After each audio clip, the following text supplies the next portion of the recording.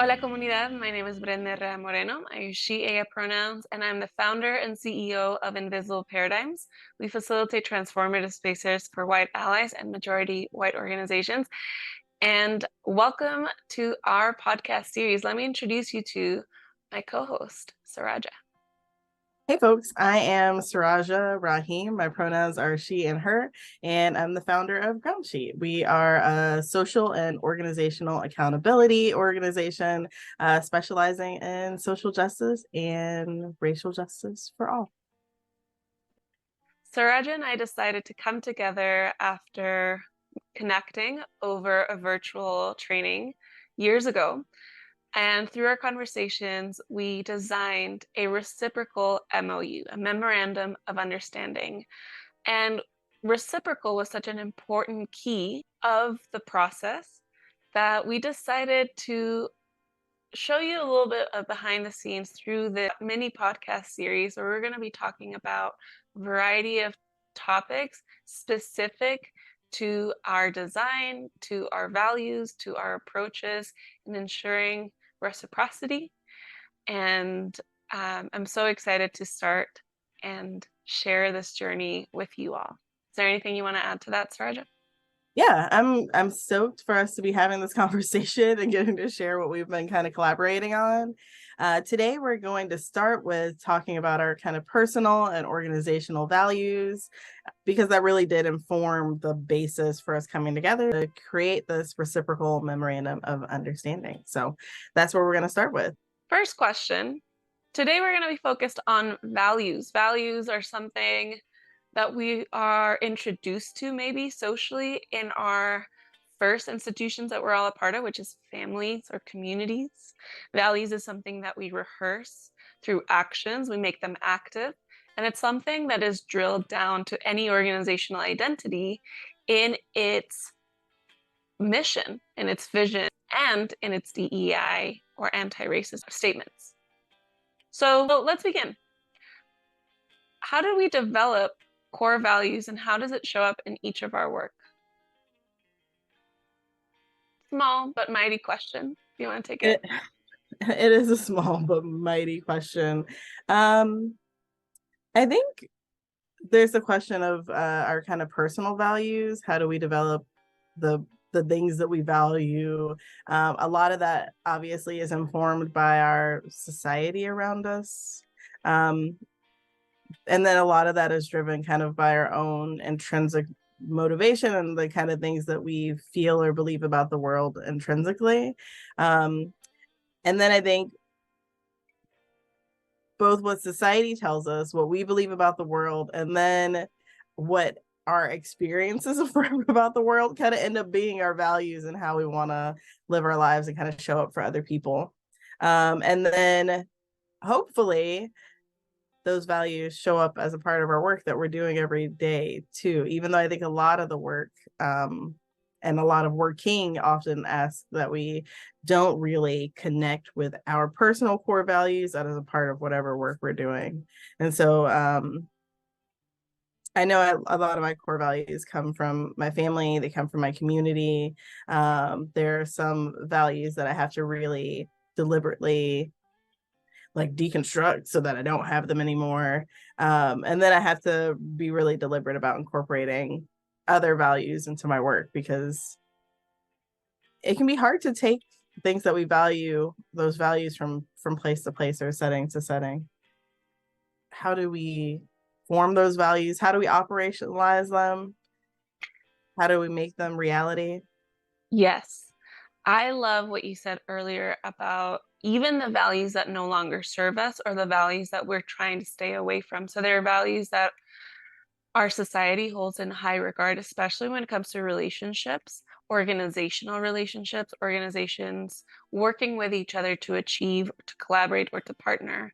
And there are some values, I think, as a business owner, that I have been trying really hard to walk away from, such as urgency or perfectionism that exists. And so I love that you brought that in, because how we begin to operationalize the values that we do want to center means that we are holding in high regard in importance or in worth. Um, Mhm. seeing relationships be impactful, seeing relationships be reciprocal. And when you and I created this MOU, we wanted, our dream is to have organizations, big or small, um, solo entrepreneurs, big or small, individuals come together and talk openly about their ways of approaching their values that they see as useful or as core to their work. So, how do we begin to operationalize that? Is one, making them really stated. And that's the first section that we have pretty much at the beginning of the MOU is sitting down with the person across from you and saying, how do you breathe life into your values? So at In.Visible Paradigms, it's growth, recognition, transparency. Um, and for the work that I do, those are so important.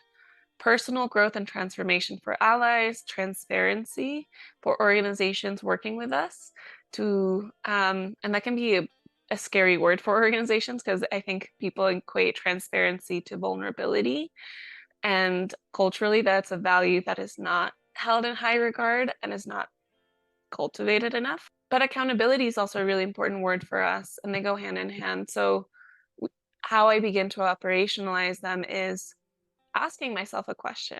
How can I make this value active? In the processes of meeting other people, is any one of these values existing in this question? How is this question in an intake form getting Mhm. closer to our value? So it's unpacking. And I think values have felt really overwhelming because they feel like big, oversized luggages on an airplane that you think you can't take on or that you need to take apart. But what we're saying is that on this mission, um, there there is a 3 to 5 values that you should have, and spending time and creating relationship with those values is really important. So almost like slow and steady is the fastest way to get to the relationships that are most impactful, to operationalize them, and to remember that you're not going to operationalize them perfectly the first time around because you're interacting with other people. That Yeah. would be, that's what I think. Yeah, I think that that's super true. I think that the great thing about values is that they can change. You mentioned values that no longer serve us, but also the way that we live those values and operationalize those really likely change based a lot on our capacity, but also based on how much our work that we're kind of intending to do reflects the our values. I think sometimes putting like doing our values can be a little bit like cart before the horse, where the question is like, this work that we're doing, what does this work demonstrate that we value? And so then how do we make sure that we really double down on that and keep trying to um, elaborate on those values, practice those values. Um, One of the first things that I did when I started Groundsheet was that I was like, all right, I'm going to list out all my values. And I did. And I had such a long list because I'm definitely like that person. But then I had to be like, okay, what can I actually act on in Mm-hmm. this capacity on a regular basis, where I don't feel like I have to take on every single ailment of the world and my values or in this organization, Yes. that is actually actionable. So I went through and I made my values, and then I said, okay, how will this show up in my work internally and externally? So one of the values that I have is radical transparency. So how much do I get paid? I will tell anyone that. Why I'm asking what I ask. I will ask that of anyone, and I'll ask that of my partners.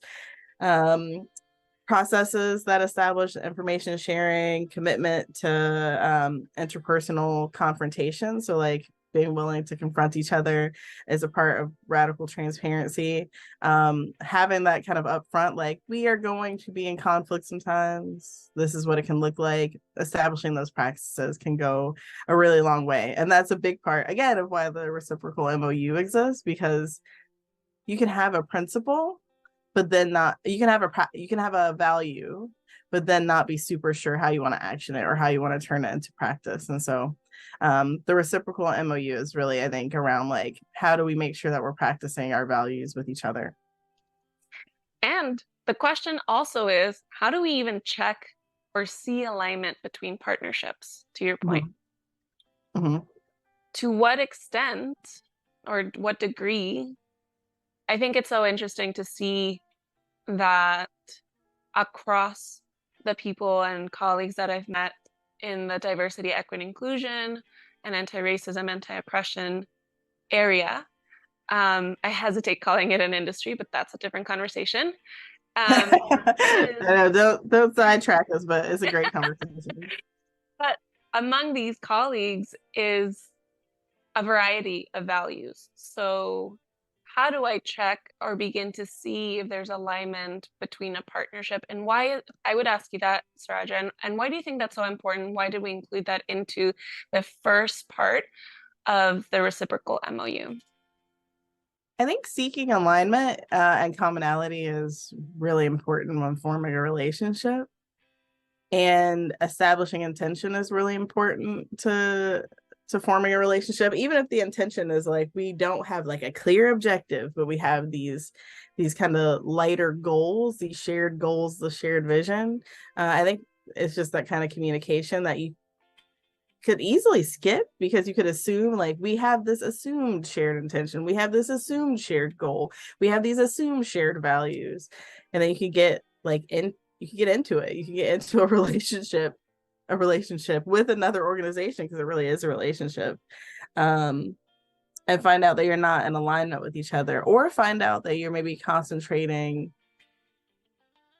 all your effort kind of on the wrong values instead of ones that you can make real progress around, or that you could really have a foundation for your relationship.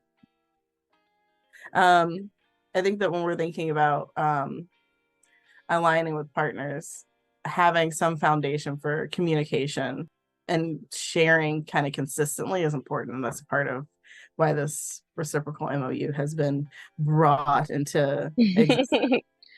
Into uh, the world. yeah. That's exciting though, to think about it being engaged with people either watching this mini series or not, and interacting with the MOU. I think that's the most exciting part of how I imagine this document living beyond us creating it, is seeing, I want this to be the opportunity for those relationships across organizations, across entities of different types, to say, I actually have a question that I wanted to ask you about this value. Or other side, bringing that transparency and accountability onto your own side of, I'm really, these values are new for me. Mhm. I'm being really intentional about them. I'm willing to be open and be challenged when you think either one of us are outside of our values in the work that we're stepping forward. And Mhm. also, the fantastic opportunity that I hope happens as well is to say, oh, okay, I actually think that this, we're not in alignment. You could say it as bluntly as that, or having people say, I really appreciated getting connected with you, and I don't think that this is going to be a good fit for the work that we want to do together. So even being committed to the MOU is not the point. The point is to have an important conversation about the work that partners are coming in to do, being open about it, slowing and asking intentional questions, and then all of those are moments to check in with yourself, with the project that you want to see launch and be impactful, and the person, people, or group that you're bringing in to help with that, or that you're invited to. Um, so I think that's really exciting for me, to imagine how even in the conversation is so profound as talking about values can be an opener or the opportunity to say, yes, let's go forward with the next question, or pause, I don't think so.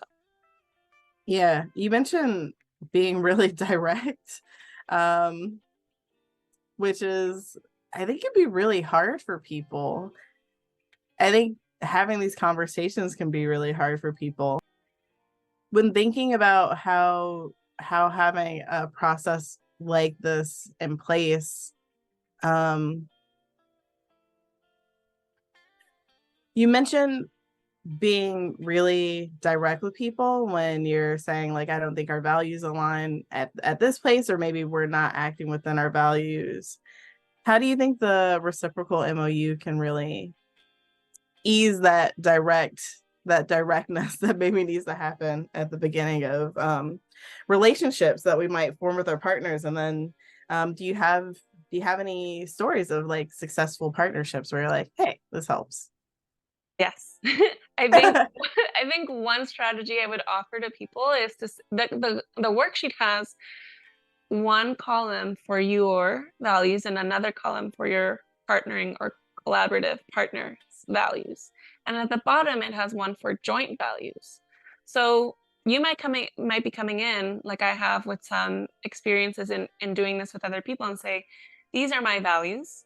And the partnering organization says, great, these are mine, different, because we're in different industries, different approaches, etc.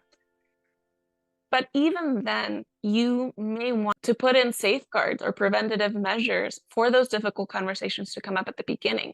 So we're talking about prevention so that there isn't an like abrupt intervention strategies later on in a relationship. So at the bottom one, you can both agree on values that you want to hold together, or values that you're already seeing between one or the other. If my organization has growth and my partnering organization has growth as well, that goes at the shared column, row at the bottom. Mhm. But it can also be a great invitation for people to say, can we have open communication? Can we have radical honesty? Can we have accountability? The other person might say, what do you mean by that? Or let me tell you what I mean by that. And you start working through a joint value that I think will be your bedrock for the project going forward. And those are examples based on my experiences that I've had in quote unquote beta testing this MOU with some of our partners like Spectacle Marketing and other few individuals that I've met and carried this MOU together. I'm thankful to you and to them. Shout out to everybody who helped beta test the reciprocal MOU.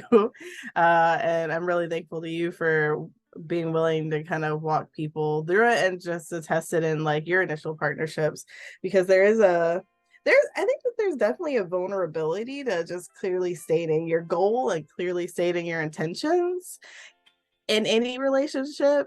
And I feel like even in like partnerships where we're collaborating professionally around something, there's definitely still that vulnerability. And we take like a weird, sometimes like a strangely like shy approach, just saying like, this is what I hope my goal is, this is what I'm aiming for as a part of being in this relationship, which makes it a little bit more romantic maybe and mysterious than we need to be for business partnerships and collaborations. Yeah, romantic and individual relationships for sure. When it comes to organization, maybe that's not the language that professionalism accepts, but underneath a romantic relationship is a connection. And Yeah. that should exist with organizations because organizations are made out of people in the end. We can't blame the institution as if we're blaming the building structure necessarily. That's for architects. But we can hold people accountable that are shaping that work. And those are people.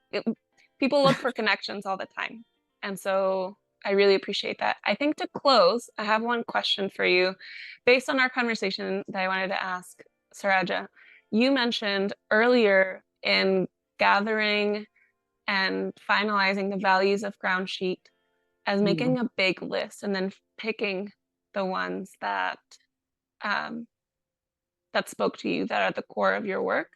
Mhm. What do you think this reciprocal MOU, think the values embedded within this process, this worksheet, this resource, is speaking against the ways that relationships are normally formed across organizations? Sure. I think the first one I kind of mentioned already, which was like kind of a subterfuge that I think it's like a reluctance to show your whole hand and be fully transparent with people. Um, so I think that that's one thing that having something like this goes against. I think that having a conversation that forms the basis for your relationship or participating in doing this reciprocal MOU together, I think also goes against sort of the power imbalance that can be created in relationships and client partner relationships, where it's like, you are doing this for us, I am doing this for you, or one party holds all of one type of knowledge and one party doesn't really have any knowledge. I think it's meant to really alleviate a bunch of different power imbalances.